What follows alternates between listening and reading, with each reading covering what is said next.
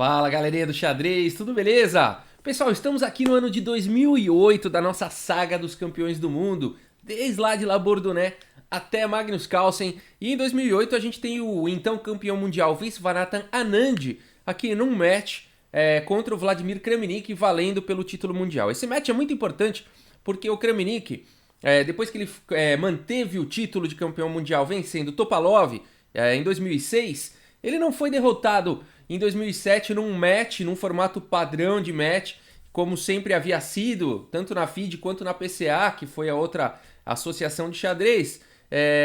O título mundial se dava por match, um jogador contra o outro ali, valendo o mundial. E em 2007 isso não aconteceu, a FIDE colocou ali 8 dos melhores jogadores do mundo para se enfrentarem ali entre si, e desse torneio sairia então o campeão mundial, que foi quando o Viswanathan Anand, a lenda indiana, se tornou então o campeão mundial. Muita gente não ficou convencida por não ter sido um match, e agora em 2008 então a FIDE deu a chance aí ao Kramnik de lutar pelo título contra o então campeão mundial Viswanathan Anand. Eu mostrei já no canal a terceira rodada, uma vitória incrível do Anand, jogando de negras, jogou ali uma defesa semi-eslava, variante Merano, e conseguiu a vitória, o Anand. Na quarta rodada a gente teve um empate, e a gente vai ver agora a quinta rodada, Kramnik mais uma vez de brancas, Anand de negras, e a gente tem aqui o Kramnik deve ter pego a terceira rodada, aquela partida que eu mostrei no canal, e deve ter estudado com a sua equipe, com os grandes computadores, e o Anand com certeza fez a mesma coisa, e a gente tem um embate aqui nessa partida, como que eles começando da mesma forma do que na terceira rodada. Vamos dar uma olhada. Kramnik abre aqui com D4, temos D5 pelo Anand, C4, C6, cavalo F3, cavalo aqui em F6, e depois de cavalo C3, E6, indo aí para a defesa semi-eslava.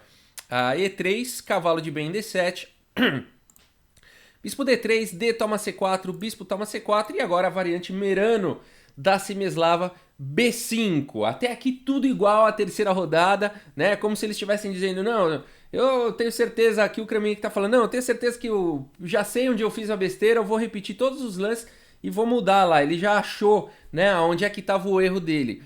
E o Anand não pode ficar aqui na mesma preparação, né? Senão será que ele vai trazer alguma coisa nova aí? Será que ele também estudou e percebeu, mesmo vencendo a partida, onde é que ele poderia ter ficado mais vulnerável, né? Vamos dar uma olhada como é que segue aí a partida. Bispo D3, A6, por enquanto tudo igual. E4, e aqui as pretas têm que jogar de forma enérgica, senão as brancas vão ficar muito bem com esse centro, com um bom desenvolvimento e jogando E5, portanto C5, um lance necessário.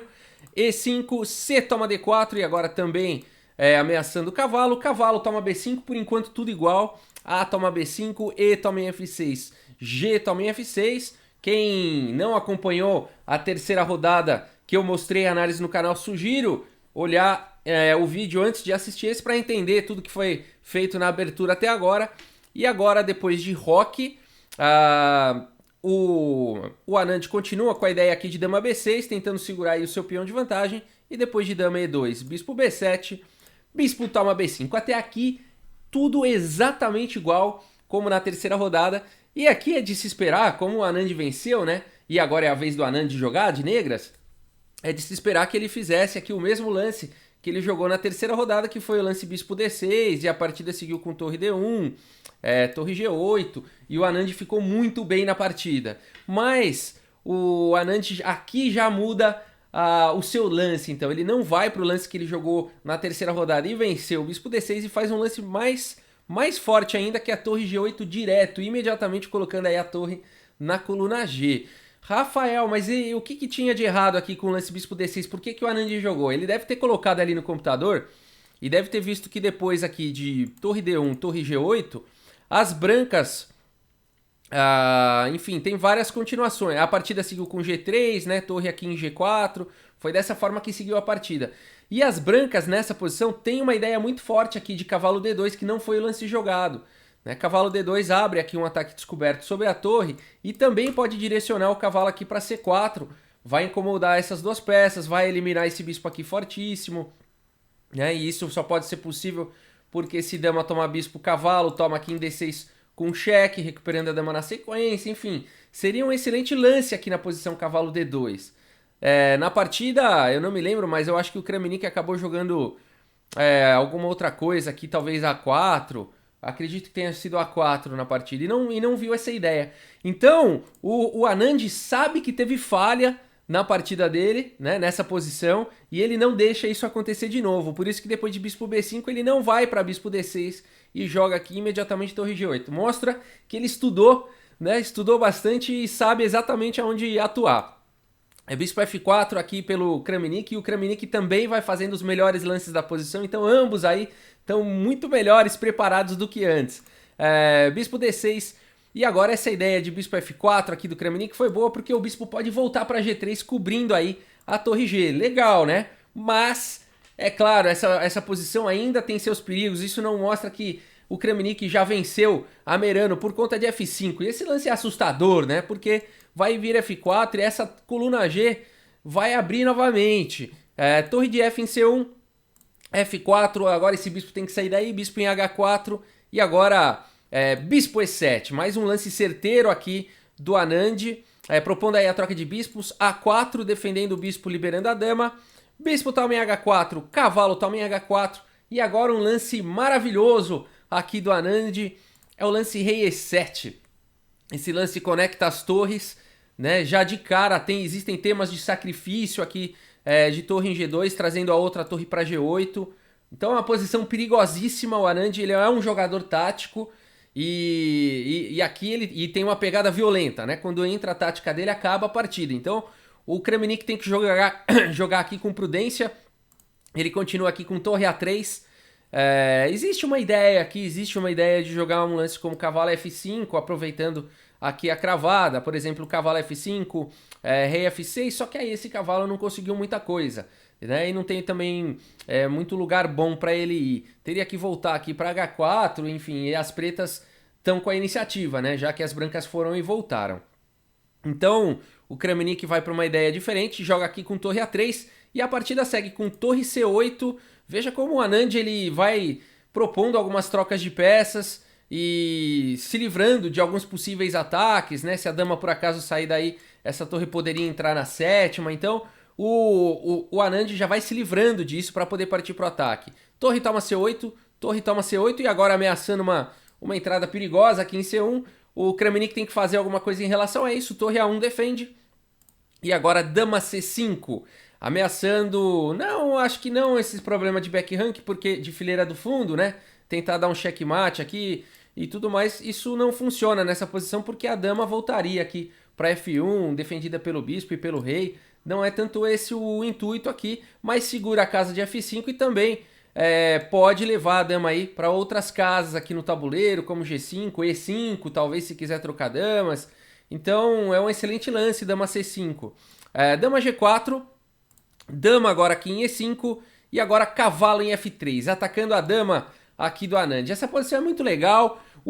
Ambos os jogadores estão jogando aqui de forma impecável, todos estudaram com certeza ali com as suas equipes e com os seus computadores, porque até agora todos os melhores lances foram feitos aí na posição.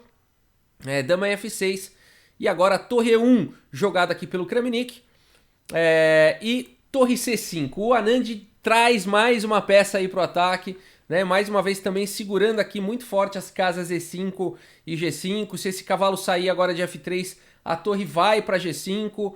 Então esse lance também fica inibindo aqui esse peão de poder avançar, né? Ele está escravo defendendo o bispo.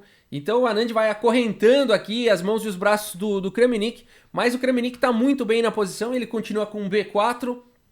E o curioso é que se você fizer uma análise de computador, ele dá o lance B4 como o melhor lance da posição e com vantagem, inclusive para as brancas, de 1,5 ponto quase.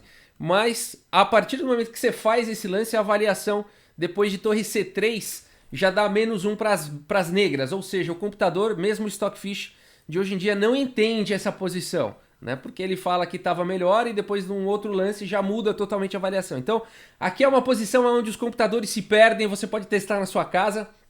Os computadores se perdem completamente nessa posição aqui. E torre C3, então, jogada aqui pelo Anand, tá partindo com um ataque feroz aqui para cima de F3, né? E a posição aqui é muito boa. A casa de E5 vai poder ser utilizada também daqui a pouco com esse cavalo. Posição perigosa. E aqui o Kramnik, então, vai para uma ideia de sacrificar aqui em D4. Cavalo toma D4, dama toma D4, porque agora ele coloca a torre aqui em D1, a torre protegida pela dama, e também fazendo um raio-x aqui nesse cavalo que está atacado 2 vezes. Ideia similar da partida anterior, da terceira rodada. No entanto, aqui é uma questão de quem enxerga mais longe agora. É uma questão de quem enxerga mais longe, porque o Anand complica tudo agora com o lance cavalo em F6, né? A dama dele está atacada, mas ele também está atacando aqui a dama do Kramnik. No entanto, essa torre, depois de capturar aqui a dama, também vai poder entrar aqui em D7, o cavalo já vai estar em G4 e vai atacar o rei e capturar a peça. Então, e vai ficar com 2 peões passados. Aparentemente tudo bem para o Kramnik, mas é uma questão de quem enxerga mais longe. Porque depois de torre toma D4, cavalo toma G4, então torre D7 partindo para recuperar aí a peça. Rei F6, torre toma B7. O Kramnik sim, tem um peão a mais, tem 2 peões passados e conectados nas colunas A e B, tem uma torre na 7ª horizontal, tem um bispo contra cavalo, costuma ser uma peça superior em posições abertas. E agora, Rafael, Anand, então, da torre C1 é checkmate, é quase, né? Porque aí o bispo volta, e esse foi o lance jogado, e bispo volta então cobrindo aqui para F1. E aí você fala, legal, o Kramnik agora mandou bem, né? Estudou bem ali a Merano do Anand, e agora tá numa posição melhor, tem 2 peões perigosíssimos aí nas colunas A e B, posição sob controle, esse cavalo vai ser expulso daí daqui a pouquinho, e tudo bem, tá tudo certo, né? Nessa posição, o Anand faz um lance vencedor. Vencedor, o Kramnik ainda joga por mais um lance antes de abandonar, mas o Anand aqui de negras faz um lance vencedor. Se você quiser dar pausa e encontrar esse lance, e acreditem, existe um lance de arremate aqui na posição para as negras, vale a pena fazer esse lance, é uma posição bem peculiar, e como eu falei, é uma questão de quem enxergava mais longe. O lance que faltou para o Kramnik enxergar na sequência dele, mental ali de continuação, né, da partida, foi o lance jogado aqui pelo Anand, e eu espero que você tenha encontrado o lance cavalo E3, veja que lance bonito, ameaçando checkmate aqui em torre toma F1, e enfim, não tem como você não capturar esse cavalo, né, senão a derrota já é imediata. O Kramnik ainda capturou depois de F toma E3. F toma E3, aqui sim o Kramnik aí abandonou a partida, né? O Anand colocou mais uma vitória incrível usando aí a sua variante Merano da semi-eslava, né? Ambos fizeram as suas lições de casa, mas chegou numa situação que nem mesmo o computador estava entendendo o que estava acontecendo, e o gênio Anand venceu aqui o gênio Kramnik, né? Rafael, o que está acontecendo? Olha que situação aqui. A grande ameaça é E2, né? Vai capturar o bispo aí promovendo para a dama. E o rei não tem muito o que fazer, o rei não pode vir para F2 para evitar. E veja como essa torre gostaria muito de poder jogar aqui em B2, por exemplo, segurar aqui o avanço, né? Mas a torre está presa aqui pelos próprios peões, pelas próprias peças, né? Então é uma situação muito bonita aqui. O que pode parecer uma grande força das brancas, na verdade, foi tudo que atrapalhou aí o Kramnik nessa situação peculiar, né? Então o Anand enxergou mais longe, né? Enxergou alguns lances mais para frente, e aí não dá mais, não tem defesa aqui realmente, essa torre não tem mais caminho aqui na posição para evitar o lance aqui E2, que é destruidor, né? Ah, Rafael, mas aí pode jogar um lance como torre C7, né, sacrificando aqui e aí impedindo o avanço do peão.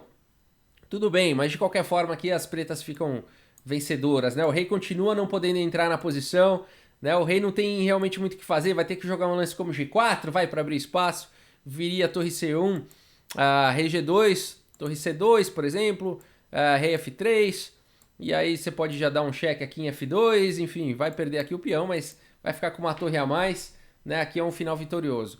Apesar de que 2 peões passados e conectados costumam ser muito perigosos, mas por eles ainda estarem aqui na 4ª horizontal, essa torre e o rei não terão problemas aí em lidar com essa situação, e vai ser vitória das negras, né? Mas a partida realmente acabou aqui nessa posição muito bonita, e aí mais uma vitória então do Anand, né? Aí no quinto round, 2 vitórias pro Anand, nenhuma vitória até agora pro Kramnik.